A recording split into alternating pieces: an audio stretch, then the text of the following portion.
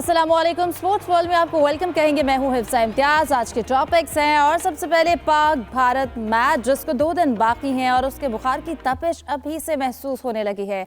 कोलंबो में इन दिनों हल्की बारिश की पेशगोई भी की गई है और श्रीलंका में पाकिस्तानी टीम को पाकिस्तानी खाने भी मिल रहे हैं। बुखार में मुब्तला भारतीय बैटर अभिषेक शर्मा अब पहले से बेहतर है, जबकि नामीबिया के कप्तान ने दिल खोल कर रख दिया। उनका कहना है कि आज भारत के खिलाफ मैच से पहले उनकी टीम को फ्लड लाइट्स में ट्रेनिंग का मौका नहीं दिया गया।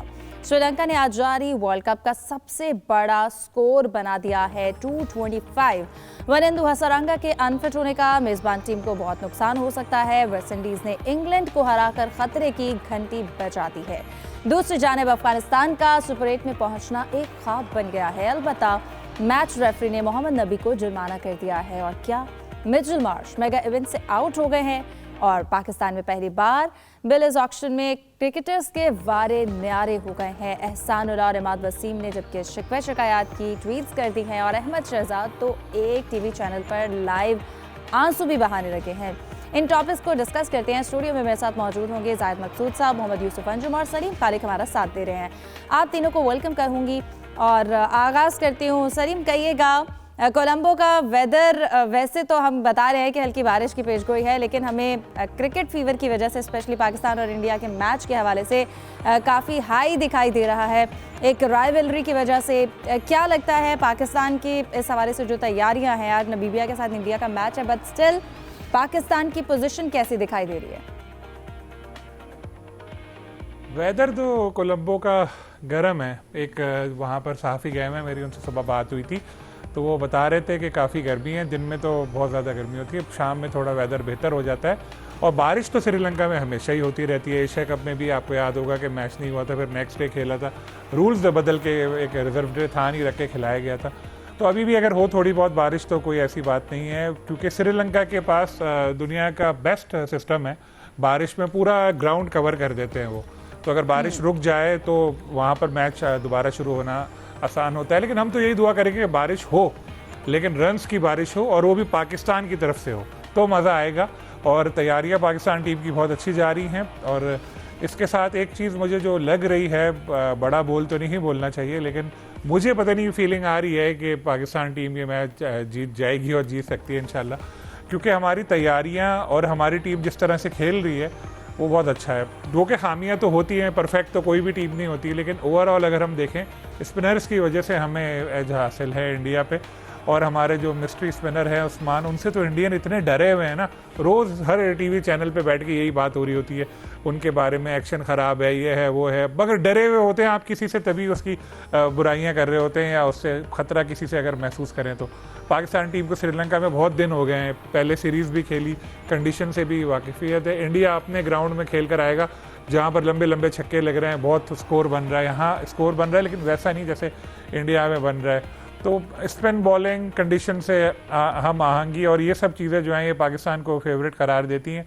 मसला वही है बैटिंग का, बैट्समैनों को जिम्मेदारी लेनी होगी। साहबजादा फरहान जो हम रोज़ बात करते हैं, बहुत अच्छे प्लेयर हैं, बहुत अच्छी फॉर्म में हैं। उनको चाहिए कि बस अब कैरियर की पहली सेंचुरी बनाई दें। 42 जो उनके मैचेस होंगे उसमें 950 तो हो चुकी हैं, सेंचुरी नहीं होती। ये शिकवा एक ख़त्म कर दें। अब साइम भी अब नो लुक के बजाय देख के खेलें लेकिन अच्छी बैटिंग करें।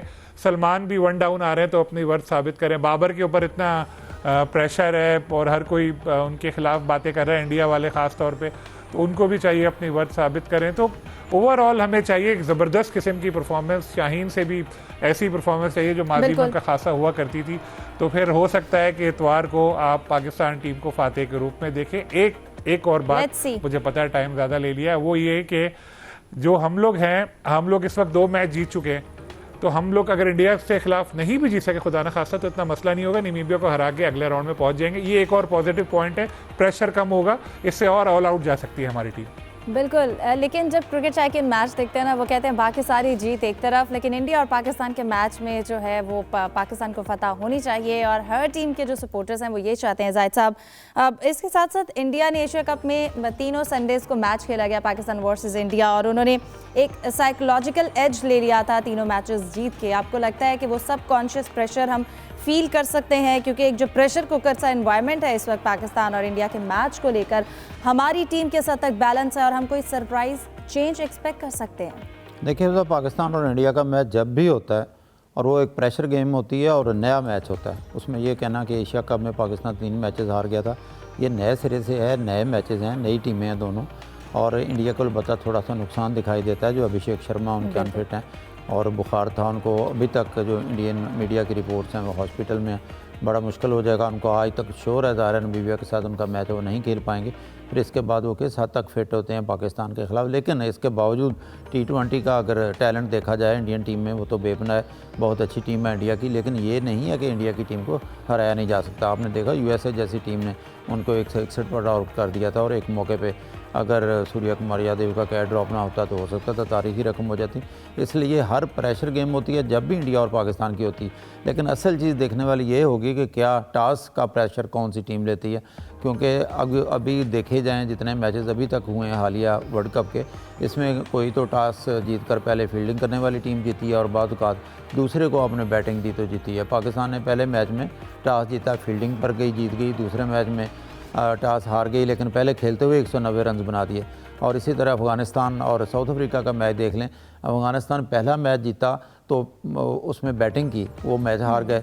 दूसरा मैच उन्होंने साउथ अफ्रीका के साथ खेला, वो टॉस जीत कर उन्होंने चेज़ पे गए तो वो 187 पर बामुश्किल जो है वो मैच बराबर करने में, वो भी रबाडा की गलतियों की वजह से मैच उनका टाई हुआ।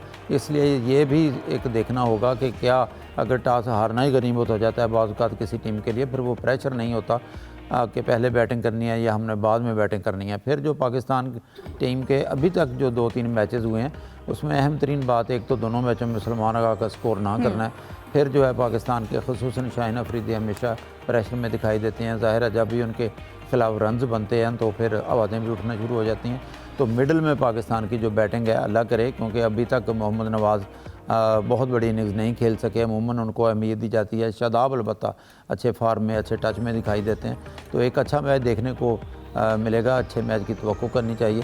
बारिश होती है या नहीं होती, लेकिन जो हमारे दोस्त वहाँ पे गए हुए हैं वो भी वही बताते हैं और श्रीलंकन मीडिया भी यही बता रहा है कि वहाँ पे एक कह लें कि एक किस्म का मैच का माहौल बन चुका है, क्योंकि होटलों के किराए, बाई एयर किराए, और फिर वैसे भी वो बताते हैं कि वहाँ के श्रीलंकन जो मुकामी लोग हैं वो भी इस मैच के होने से बहुत खुश हैं।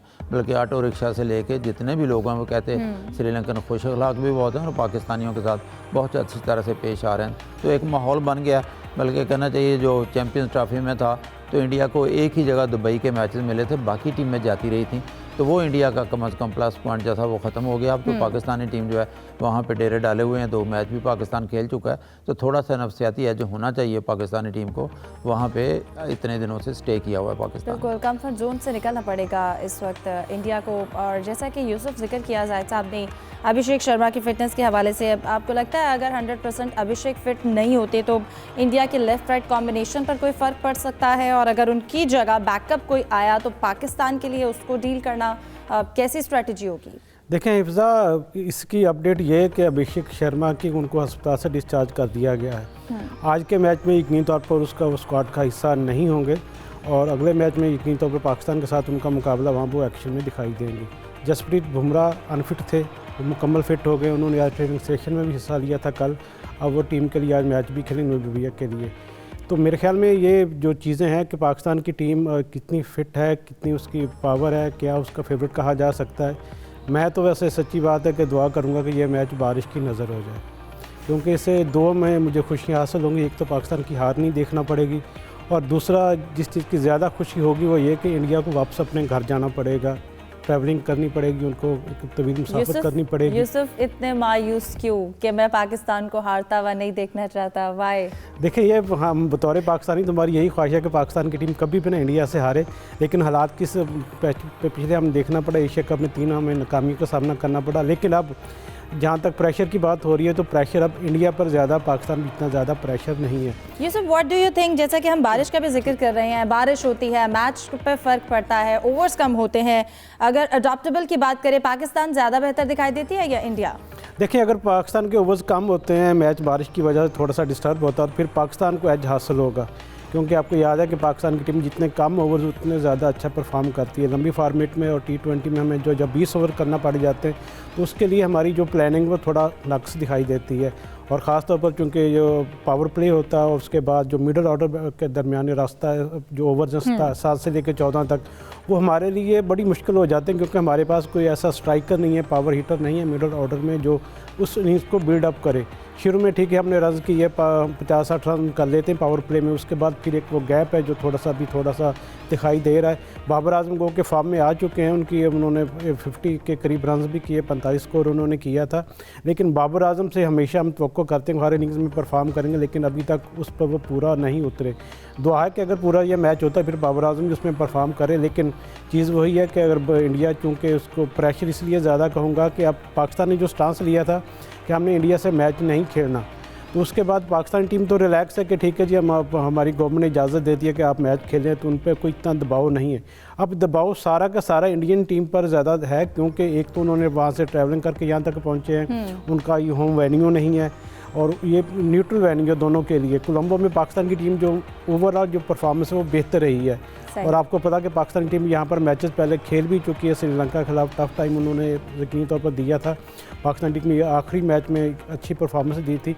अब चूँकि एक सबको इंतज़ार है कि इंडिया पाकिस्तान का मैच हो और एशिया कप से इसका मुवाजना किया जाता है कि हम 3 मैच में वहाँ नाकामी का सामना करना पड़ा, लेकिन एशिया कप की टीम में और इस टीम में इतनी तौर पर बहुत ज़्यादा फ़र्क दिखाई दे रहा है। एक तो कम्बिनेशन हमें थोड़ा सा बेहतर दिखाई दिया है, हमारे जो स्पिन डिपार्टमेंट है वो काफ़ी बेहतर दिखाई दे रहा है, और दूसरा ये कि क्योंकि पाकिस्तान की टीम को थोड़ा सा एज भी हासिल है कि फैंस की जो तवक्कुआत होंगी वो यकीनी तौर पर पाकिस्तान के साथ होंगी, सपोर्ट भी पाकिस्तान को होगी, इसलिए मैं समझता हूँ कि दोनों टीमों के लिए ये जो मैदान होगा 50-50 होगा। सही। सलीम, जैसा कि बाबर की बात की है, उनका पर्सनल रिकॉर्ड हमें इंडिया के अगेंस्ट इतना डोमिनेंट नज़र नहीं आता, उनके ऊपर एक्स्ट्रा प्रेशर फील हो सकता है, और इसके साथ साथ अगर हम बारिश की सूरत हाल पे बात करें, अगर पिच स्लो हुई, मॉइस्चर रहा, डू यू थिंक हम किसी एक्स्ट्रा स्पिनर के साथ जाएंगे?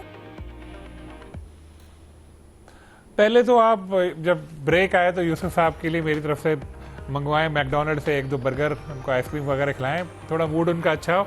वो तो अभी से समझ रहे हैं कि पाकिस्तान टीम हारी हुई, ऐसा नहीं है। मैंने तो अच्छा पूछा इतने मायूस क्यों? पहले तो इनसे पहले की बात भूल जाएं यूसुफ साहब, पहले तो हारी है नो डाउट, लेकिन अब हम देखें ऑस्ट्रेलिया को हमने हराया, 2 मैच यहाँ जीते हैं, 5 मैच तो हम जीत चुके हैं अच्छी, और उससे पहले भी शायद जीते हैं, अच्छी परफॉर्मेंस हमारी चल रही है, तो अच्छी की उम्मीद रखें। जहाँ तक बाबर की बात है तो बाबर के ऊपर देखिए हर वक्त प्रेशर होता है, आप अगर बुरे खिलाड़ी हो ना तो आपके ऊपर इतना प्रेशर नहीं होता, क्योंकि एक खिलाड़ी परफॉर्म ही नहीं करता। जैसे फ़हीम अशरफ से मुझे तवक्कुआत नहीं थी, मैं ये नहीं कह रहा बुरे प्लेयर है, लेकिन मुझे उनसे कभी तवक्कुआत नहीं थी क्योंकि वो मैच जितवाएंगे, लेकिन वो मैच जितवा गए, तो अब हर तरफ वाह उनकी हो रही है। बाबर से सबको तवक्कुआत है कि यार वो मैच जितवाएगा, तो इस चीज़ की वजह से वो हर मैच में प्रेशर में रहते हैं, जो जिससे तवक्को नहीं होती, इसका आउट भी हो जाए लोग कहते हैं चलो इसको तो कुछ करना ही नहीं था। लेकिन बाबर जब आते हैं हम यही सोचते हैं कि यार अभी बाबर आया है, मैच जितवा कर जाएगा या इतना स्कोर करेगा कि पाकिस्तान टीम बस फतह यकीनी हो जाएगी, और ये एक्सपेक्टेशंस है, उसका एक प्रेशर है जो वो ले रहे हैं अपने ऊपर, जिसकी वजह से उनको मसाइल होते हैं। और फिर एक चीज़ और कि जिस तरह से वो खेलते हैं कि टाइम लेते हैं सेट होने पे, और उसमें बॉल ज़ाया होती हैं और प्रेशर पड़ता है, फिर उठाकर आउट हो जाते हैं, क्योंकि वो भी ज़ाहिर है सोशल मीडिया और दूसरी चीज़ें देख रहे होते होंगे, या उनको लोग बता रहे होते होंगे कि यार ये तुम्हारे लिए इसने ये कहा, उसने वो कहा। इस वजह से बाबर का जो खेल है मुतासर हुआ है। अब बाबर आए, अपना नेचुरल गेम खेलें, चौथी पोजीशन उनकी हो गई है अब, जो थोड़ा सा उनके लिए मसला भी है, क्योंकि दोनों मैचों में हमने देखा कि उन्होंने शुरू में 15-16 बॉलें बहुत ज़ाया की, कम रन बनाए उनमें, बाद में सेकंड मैच में तो वो कवर कर गए, फर्स्ट में नहीं कर सके थे, ऊंचा शॉट खेलकर आउट हो गए थे। तो यहाँ यही है कि अगर बाबर को फिर देर से बैटिंग करने का मौका मिला तो उनके लिए वही इशू होगा। हम तो यही चाहते हैं कि बाबर के हवाले से भी हमने बात की, लेकिन हर प्लेयर को रोल प्ले करना है। उम्मीद करते हैं जो मेंटल स्टील हमें 2017 या 21 के स्क्वाड में नजर आई, ये स्क्वाड उतना ही स्ट्रांग नजर आया। देखिए अभी तक तो लग रहा है, सलमान अली आगा शुरू में बहुत ज़्यादा क्रिटिसिज्म उनके ऊपर था, एज ए कैप्टन भी होता था, लेकिन वो बंदा लग रहा है तगड़ा। मैं तो शुरू से ही उनको कहता हूँ कि इसमें दम है। सबसे अच्छी बात उनकी जो मुझे नज़र आती है कि वो टीम के लिए खेलने को तरजीह देते हैं। गो के अब जो वन डाउन पे आए हैं, थोड़ा सा लग रहा है कि कैप्टनसी का फ़ायदा उठाया है। हर प्लेयर यही करता है, वो पहले नहीं है, लेकिन इसके पीछे भी यही लॉजिक है कि मैं मार धाड़ करके थोड़ा स्कोर ऐसा कर दूं, और जिसमें वो पहले ऑस्ट्रेलिया के खिलाफ तो 1-2 अच्छी इनिंग खेली थी, अभी वो नहीं चल पा रहे। तो कैप्टन अच्छा हो, कैप्टन अगर सेल्फलेस क्रिकेट खेले तो उसका फ़ायदा होता है। सरफराज में ये चीज़ देखी थी, उसका उनको और टीम को दोनों को फ़ायदा हुआ, लेकिन बाद में फिर सरफराज को नुकसान हुआ। तो सलमान को भी यही चीज़ करनी चाहिए कि अडॉप्ट करनी चाहिए और जो स्टाइल उन्होंने अपनाया टीम है के हक में बेहतर फैसले होने चाहिए और ये हमें मैदान में भी नज़र आना चाहिए। उम्मीद करते हैं कि संडे को पाकिस्तान टीम अच्छा परफॉर्म करे। जाहिद साहब, नमीबिया के साथ आज मैच होगा इंडिया का और नमीबिया के कैप्टन ने फिर जैसी बातें की हैं, हमने अपने इंट्रो में भी जिक्र किया, क्या एसोसिएट नेशंस को इस तरह की फैसिलिटीज़ नहीं मिलती हैं प्रैक्टिस के हवाले से? जैसे उन्होंने फ्लड लाइट्स के हवाले से जिक्र किया, प्रैक्टिस का मौका नहीं मिला। क्या जो शेड्यूलिंग है आईसीसी की उसमें ट्रांसपेरेंसी की कमी है? नहीं, आईसीसी के शेड्यूल का ऐसे तलक नहीं है। हाँ, आईसीसी ये करवा रही है, नो डाउट इंडिया और श्रीलंका में मैचेस हो रहे हैं, सुपरवाइज आईसीसी कर रही है। तो एक टीम का कैप्टन बेशक वो क्वालिफाइंग राउंड खेल कर आई हो, छोटी टीम कहा जा सकता है नमीबिया को, उनके कैप्टन ने बिल्कुल दुरुस्त कहा है। और ज़ाहिर है इंडिया के मीडिया ने ये इसको रिपोर्ट किया है। उन्होंने शिकवा किया कि आज इंडिया के साथ मैच है, इंडिया में सहूलतें बेशुमार हैं, फ्लड लाइट्स में टीमें खेलती हैं, इंडिया की टीम प्रैक्टिस कर चुकी है, मैचेस खेल चुकी है, जबकि दूसरी तरफ नमीबिया में ऐसी सहूलतें बहुत कम हैं।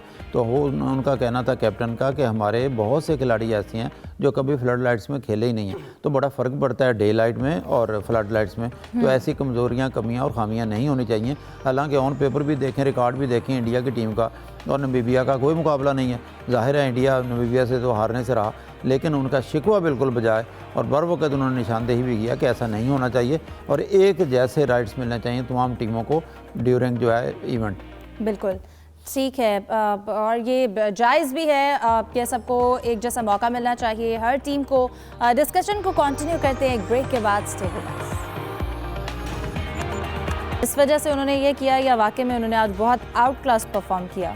नहीं, इसमें कोई शक नहीं है, क्योंकि होम ग्राउंड भी था, श्रीलंका का कोलंबो में मैच खेला गया ओमान के साथ, और फिर उन्होंने बहुत हाईएस्ट यानी अच्छा खेला। हालांकि 2 विकेटें उनकी बहुत जल्द गिर गई थी, लेकिन कौशल मेंडस, रत्नाइके और डूसन शनाका ये बहुत अच्छा खेले।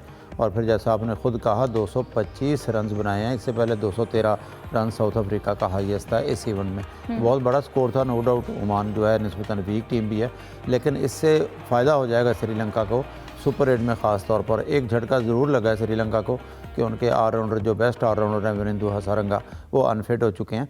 और फिर ये भी बताऊं कि अभी तक जितने मैचेस हुए हैं तो उनसे एक्सपेक्ट ये किया जाता है जो 2 ग्रुप बनेंगे उसमें पाकिस्तान और श्रीलंका एक ही ग्रुप में होंगे।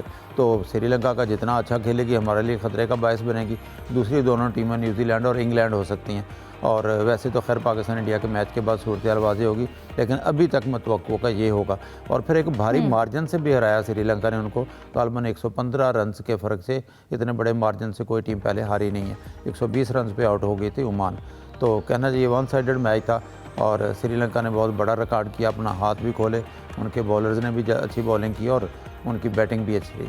सही यूसुफ, जैसा कि अभी जाहिद साहब ने भी जिक्र किया है, प्लेयर्स के अनफिट होने के हवाले से हम बात करें, अभिषेक शर्मा का हमने जिक्र किया, फिर हसारंगा के हवाले से बात की जाए, फिर मिचेल मार्श की अगर बात की जाए, उनका इवेंट से बाहर जाना ऑस्ट्रेलिया के बैलेंस को कितना डिस्टर्ब कर सकता है? इसी तरह हसारंगा जिस तरह से अब वो अनफिट हैं तो वो मिडल ओवर्स में श्रीलंका के लिए कितना मुश्किल हो सकता है? देखिए, श्रीलंका के वो की बॉलर है, उनका अनफिट होना यकीनी तौर पर एक बहुत बड़ा धक्का है श्रीलंकन टीम के लिए। उनकी जो परफॉर्मेंस का मेयार था उसमें अहम किरदार अदा हमेशा वो करते दिखाई दिए हैं। अब चूँकि ये इतना बड़ा मेगा इवेंट था जिसमें उनकी टीम को बहुत ज़्यादा ज़रूरत थी उनकी, और इस मौके पर उनका अनफिट होना यकीनी तौर पर एक टीम के लिए बहुत नुकसान कहा जा सकता है। फिटनेस चाहे मिचेल मार्श की हो चाहे दूसरे खिलाड़ियों की, ये खेल का हिस्सा है, किसी भी वक्त ये चीज़ें हो सकती हैं। और मुझे तो ये भी चीज़ें देखनी पड़ेंगी कि पाकिस्तान की टीम के लिए कोई ऐसा कोई सान्या ना हो जाएगा, कोई खिलाड़ी अनफिट हो इंडिया के साथ मैच से पहले, क्योंकि इंडिया का मैच और पाकिस्तान का मैच यकीनी तौर पर सबको उसका इंतज़ार है। और हम तो हमेशा पाकिस्तान टीम के लिए दुआगो रहते हैं, पाकिस्तान की टीम के तमाम खिलाड़ी मुकम्मल फिट रहें और अच्छी परफॉर्मेंस दें। सही, मैं सलीम आपसे जानना चाहूँगी, हम बात करें अगर West Indies versus England, England की जो स्ट्रेटजी है एग्रेसिव क्रिकेट की, हाई रिस्क स्ट्रेटजी है, वो हमें किसी तरह फ्लॉप होती दिखाई दे रही है। और वेस्ट इंडीज़ जिसको अंडर एस्टिमेट किया जा रहा था, उसने बताया कि नहीं, वो अभी भी टाइटल रेस में मौजूद है। इंग्लैंड ने पहले मैच में भी अपने हारते हारते बचा था नेपाल से, और नेपाल ने को आज इटली ने 10 विकेट से हराया। 2 भाइयों ने ही टारगेट अबूर कर लिया। तो आप इससे अंदाज़ा लगा लें कि जो टीम इतनी बुरी तरह हारी है एक नो आमूज टीम से, उस टीम ने भी फंसा लिया था इंग्लैंड को। तो इंग्लैंड की परफॉर्मेंस इस वक्त बहुत ख़राब चल रही है। चाहे वो वाइट बॉल क्रिकेट हो, इससे पहले रेड बॉल एशेज में भी देखी, तो उनकी टीम बहुत इस वक्त मुश्किल लग रहा है कि आगे जाए। पहला मैच उनके कैप्टन ने यही बयान दिया, स्टेटमेंट ने दिया हैरी ब्रूक ने, कि जी जो पहला मैच हम शुक्र है जीत गए, 4 रन से जीते गालिबन, लेकिन अब वो शुक्र कर रहे हैं कि जीत गए, क्योंकि अगर वो मैच भी हारते हैं, फिर ये वेस्ट इंडीज़ से भी हारे तो फारिग हो जाते हैं। और वेस्ट इंडीज़ की टीम 2 मैच जीत चुकी है, अच्छी लग रही है वेस्ट इंडीज़ की टीम। वाइट बॉल में वेस्ट इंडीज़ की टीम इसी तरह अच्छा परफॉर्म करती है और उनके लिए ख़तरा तो है वेस्ट इंडीज़ से दूसरी टीमों को भी। तो अच्छा है, जितनी बड़ी टीमें हैं अगर वो इसी तरह परफॉर्म करें तो इवेंट में मज़ा रहेगा बरकरार। और शुरू में तो आपको पता है जब भी इस तरह का इवेंट हो तो हल्के मैचेस होते हैं, बाद में आहिस्ता आहिस्ता फिर बनता लेकिन है इवेंट रिदम। में जो जान है वो पड़ रही है, इंग्लैंड अच्छे अच्छे मैचेस हो रहे हैं, अच्छा कंपटीशन हो रहा है। इसी तरह जाहिद साहब, अफगानिस्तान के अगर सिनेरियो के हवाले से हम डिस्कस करें, अफगानिस्तान का सुपर 8 का सफ़र कितना मुश्किल हो गया है, फिर इसके साथ साथ मोहम्मद नबी पर जो डिसिप्लिन का फाइन हुआ है, इस हवाले से आप क्या बताएंगे? देखिए, कल जब मैच जारी था तो 14वें ओवर में उन्होंने कोई रिस्ट बैंड पहना हुआ था, लोंगिनगेडी जो उनके बॉलर हैं साउथ अफ्रीका के, उस पर जो है अंपायर्स के साथ उन्होंने ज़रा आर्गू किया था। मोहम्मद नबी ने, जो साबिक़ कप्तान भी हैं अफ़गानिस्तान के, तो इस बाद में उन्होंने तस्लीम भी किया कि मुझसे ज़्यादती हुई, उनको एक डीमेरिट पॉइंट दिया गया है, 15% उनकी फ़ीस, मैच फ़ीस काटी गई है। जहाँ तक अपने अफ़गानिस्तान के आगे बढ़ने का जिक्र किया तो वो तकरीबन उनका सफ़र तमाम हो चुका है। लगता है ऐसा कि अभी कार्रवाई के लिए मैचेस बाकी हैं, बहुत मुश्किल है, नामुमकिन है बल्कि 1 या 2%, वो भी क्योंकि आपको याद होगा खुदा न खास्ता यहाँ भी कोई किश्ती उलट जाती है पानी में तो हम अक्सर ये नहीं कहते कि इतने लोग मर गए, हम जब तक डेड बॉडी नहीं मिलती तो उसका जिक्र ही नहीं किया जाता, यही कहा जा सकता था वो लापता हैं। तो अफ़गानिस्तान का आगे बढ़ना जो है नामुमकिन है इस वक्त, अब उनको वापसी का ही टिकट कटाना होगा। और अब बात सिर्फ ग्राउंड की नहीं करें, अगर हम पैसों प्रेस्टीज के हवाले से भी यूसुफ बात करें, पीएसएल ऑक्शन को डिस्कस करें, तो उसमें जिस तरह से पीएसएल हिस्ट्री में पहली बार ये सीज़न 11 है उसमें प्लेयर्स का ऑक्शन हुआ है। अब आपको इस मॉडल के हवाले से क्या बताएंगे? फिर जिस तरह से प्लेयर्स जो हैं वो अपनी अपनी टीम्स ने सेलेक्ट किया है, इसके हवाले से बहुत चर्चे हो रहे हैं। देखिए फिजा, कल का एक लंबा दिन था, 10 घंटे की ये सरमनी हुई जिसमें एक समझता हूँ कि लॉटरी भी निकली खिलाड़ियों की और कई खिलाड़ी मायूस भी हुए, क्योंकि एक नया एरा पाकिस्तान सुपर लीग का शुरू होने जा रहा है जिसमें 8 टीमों के दरमियान हिस्ट्री में पहली बार ऑक्शन के ज़रिए उनका इंतखाब किया गया। इससे पहले आपको पता है कि ड्राफ्ट का सिस्टम था जो सरमनी 2-3 घंटे में ख़त्म हो जाती थी, लेकिन कल एक तवील सब्र आजमा दिन था सबके लिए जो वहाँ पर मौजूद थे। और इसमें खुशी की बात यह कि पाकिस्तानी खिलाड़ियों की काफ़ी डिमांड देखने को मिली और जो गैर मुल्की खिलाड़ी थे उनका जो पहले तो उनको ज़्यादातर को अनसोल्ड किया गया और बाद में जो आखिरी राउंड हुआ 9 बजे के बाद उसमें खिलाड़ियों की जो प्राइस थी उसको कम होने पर ही फिर उनको स्क्वाड का हिस्सा बनाया गया। फ़हीम अशरफ का लकीली क्योंकि उन्होंने परफॉर्म किया था हॉलैंड के ख़िलाफ़, इसलिए उनकी ज़्यादा रेट की कि वो पहले जो ऑक्शन के ज़रिए बिकने वाले खिलाड़ी भी वही थे, उनको 8 करोड़ 50 लाख रुपए में ख़रीदा गया। और उसके बाद नसीम शाह का जिक्र करना चाहूँगा जिनके लिए काफ़ी फ़ाइट वहाँ पर देखने को मिली और उनको 8 करोड़ 65 लाख रुपए में लिया गया। तो ये सारी चीज़ें थी जिसमें यकीनी तौर पर पाकिस्तान क्रिकेट के लिए बहुत कुछ था, पाकिस्तानी खिलाड़ियों को इससे बहुत ज़्यादा बेनिफिट होगा, पाकिस्तान की क्रिकेट बहुत ऊपर जाएगी। और जिस तरह हम IPL से मुआवजा उसका करते हैं, अभी तक वो स्टैंडर्ड को यकीनी तो थोड़ा पीछे ज़रूर है, लेकिन आने वाले दिनों में जितने ज़्यादा लोग सरमायाकारी जिस तरह इसमें हो रही है, सारी दुनिया की तवज्जो पाकिस्तान सुपर लीग की जान पहले से ज़्यादा होती जा रही है। तो मेरे ख्याल में ये पाकिस्तान क्रिकेट के लिए बहुत ज़्यादा अच्छा हो जा रहा है। यंगस्टर जो पाकिस्तान टीम का हिस्सा बनना चाहते हैं उनके लिए यकीनी तौर पर एक ज़्यादा पुरकशी चीज़ जिस तरह एहसानुल्लाह, इमाद वसीम की ट्वीट हैं, फिर अहमद शहजाद जिस तरह से इमोशनल हुए, क्या वजह है, क्यों इस तरह से फ्रस्ट्रेशन दिखाई गई?